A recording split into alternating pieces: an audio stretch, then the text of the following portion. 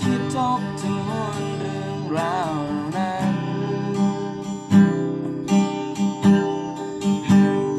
ทำให้มันเจ็บปวดใจ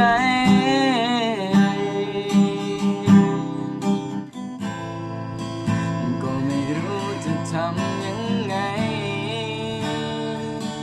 เหมือนในวันนี้มันไม่มีเธออยู่ข้างกายภาพวนเวียนร่องรอยรูปคู่เรายังเก็บมันเอาไว้สายสุดท้ายคงไม่ได้ทำให้เธอย้อนคืนมาไม่อยากจะขอให้เธอนั้นกลับมาแค่อยากให้รู้ไว้ว่าฉันยังคิดถึงทุกเวลาและทุกคำหนึ่งยังคงนึกถึง